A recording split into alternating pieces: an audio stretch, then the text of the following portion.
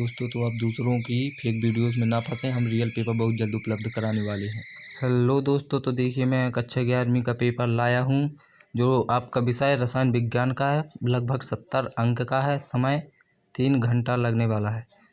तो निर्देशांक आप ध्यान से पढ़ लीजिएगा दोस्तों। तो सभी प्रश्न अनिवार्य हैं।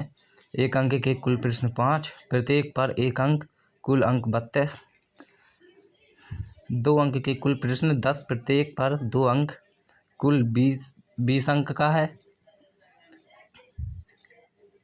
चौथा, 3 अंक के कुल प्रश्न 4, प्रत्येक पर 3 अंक, कुल अंक 12।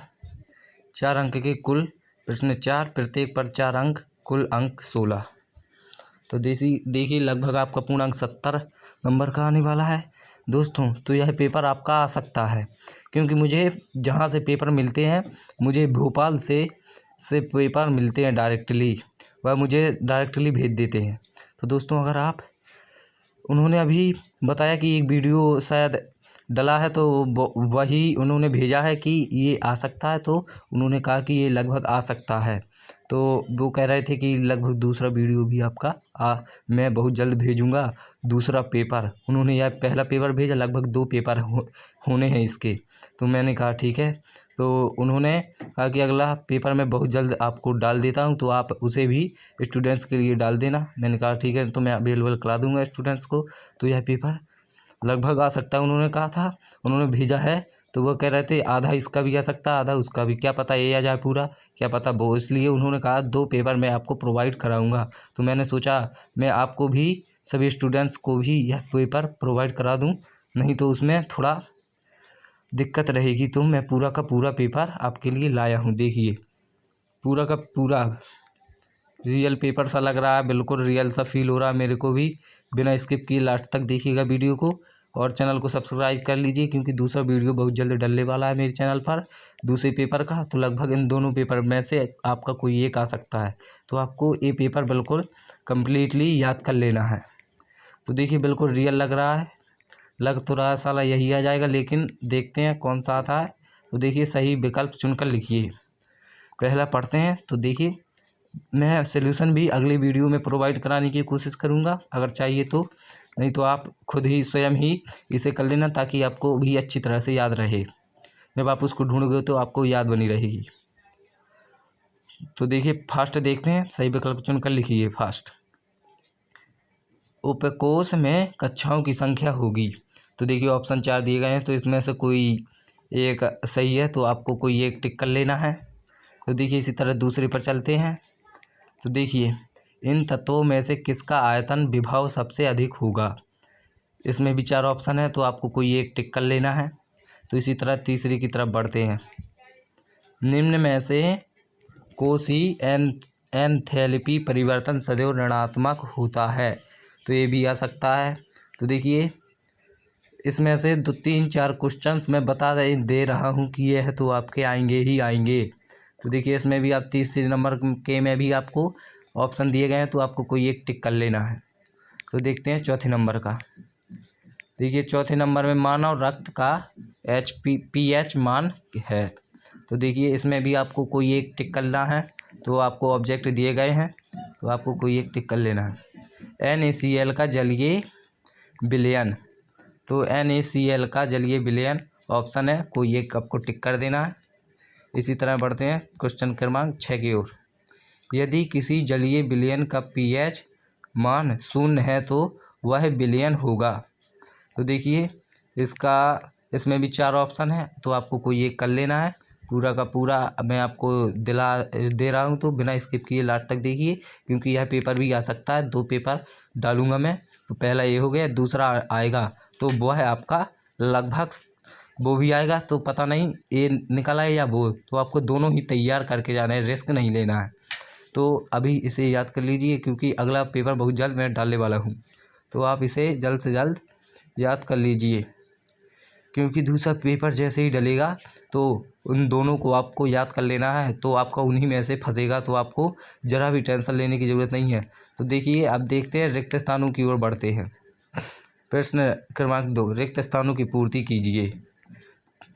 तो देखिए पहला, तापमान बढ़ाने पर वाष्प दाब डॉट डॉट खाली स्थान है घटता है बढ़ता है। एक बार फिर से, ताप बढ़ने पर वाष्प दाब डॉट डॉट है बढ़ता, तो इसका आपका बढ़ता हो जाएगा। ये तो आपको भी पता है यार, जब वाष्प निकलता है तो वो बढ़ता है, घटता नहीं है। तो बस आपको ऐसे ही थोड़ा समझ के लिखना है। तो दोस्तों देखिए दूसरा देखते हैं, एस ब्लॉक तत्व प्रबल डॉट डॉट होते हैं। तो आपको दो ऑप्शन दिए गए हैं, तो आपको कोई एक ऑप्शन चुन लेना है। तो बढ़ते हैं इसी तरह तीसरी को, इलेक्ट्रोमेरिक प्रभाव एक डॉट डॉट प्रभाव है, स्थायी अस्थायी। तो गैर आपको खाली स्थान में दिया गया है, तो आपको कोई एक भर देना है। तो इसी तरह चौथी को, अवांत सारणी के किसी वर्ग में ऊपर से नीचे जाने पर इलेक्ट्रॉन बंधुत्व का मान डॉट डॉट है घटता बढ़ता, तो आपको कोई एक टिक कर लेना है। न्यूट्रॉन पर डॉट डॉट आवेश होता है, तो आपको इनमें से कोई एक कर लेना है, बिल्कुल रियल है। तो लगभग ये भी आ सकता है, आपका दूसरा वाला भी आ सकता है। सही जोड़ी देखते हैं दोस्तों। तो सही जोड़ी बनाइए, तीसरे में सही जोड़ी क्रमांक दिए गए हैं, तो आपको इनसे मिलाना है जो आपको सही लगे। तो देखिए आपको लगभग दी गई हैं बाकायदा पूरी 5 सही जोड़ियाँ, तो आपको इनको मिला देना है। तो बिल्कुल रियल पेपर लग रहा है, मेरे को लग रहा है ये आ जाएगा। अब पता नहीं दूसरा आएगा तो लगेगा लगेगा कि वो आ जाएगा। तो अगर दूसरा पेपर चाहते हो तो चैनल को सब्सक्राइब कर लो, क्योंकि तभी आपको दूसरा पेपर मिलने की नोटिफिकेशन आप तक पहुंच जाएगी। तो इसी तरह का आपका पेपर फंसने वाला है, तो आप इसे पूरा का पूरा याद कर लीजिए कि यही पेपर आ सकता है, लगभग आपका यही पेपर आ सकता है। तो देखिए बढ़ते एक वाक्य में उत्तर 0.0025 के कितने सार्थक अंक हैं। तो देखिए आपको इसका क्वेश्चन भी लिख लेना है। आपको लगभग 5-6 क्वेश्चंस दिए गए हैं, तो आपको 6 के 6 करने हैं, लगभग 6 के 6। तो आपका यह पेपर आ सकता है, क्योंकि रियल सा लग रहा है मेरे को भी। तो आपको इसे भी अच्छी तरह से याद कर लेना है, किसी को हल्के में नहीं छोड़ना है दोस्तों। यह पेपर आपका आ सकता है। देखिए इसको देखते हैं, अणु एवं परमाणु में अंतर लिखो, प्रश्न क्रमांक 5 है। देखते हैं 6वां प्रश्न क्रमांक 6, रासायनिक समीकरण को संतुलित करने को कौन सी विधियां हैं। रासायनिक समीकरण को संतुलित करने की कौन सी विधियां हैं। तो लगभग आपका ये भी आ सकता है। तो मैं आपको एक बताऊंगा इसमें से कि जो आपका फंसने ही वाला है। क्वांटम संख्या किसे कहते हैं, यह कितने प्रकार की होती है। क्वांटम संख्या, तो आपको ये भी याद कर लेना अच्छी तरह से।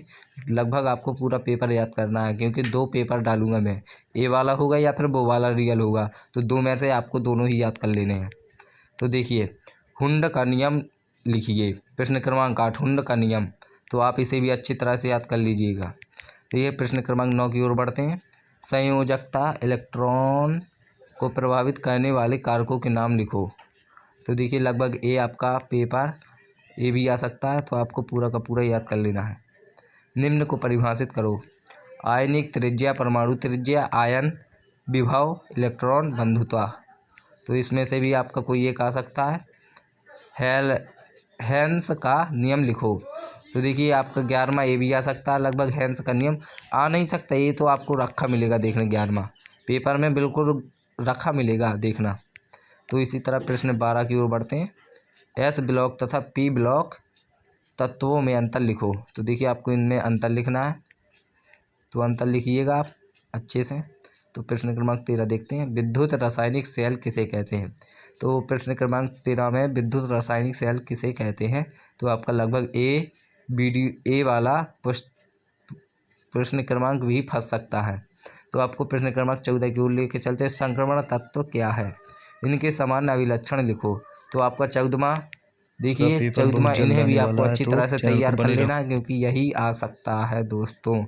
तो मैं बता रहा हूँ, प्रश्न क्रमांक 15, आदर्श गैस समीकरण की व्युत्पत्ति कीजिए। तो देखिए 16वां में देखते हैं, संक्षिप्त टिप्पणी लिखो, कॉल्वे अभिक्रिया, ग्रिगोनोव अभिक्रिया। इनमें आपको टिप्पणी लिखने 2 में से किसी एक पर।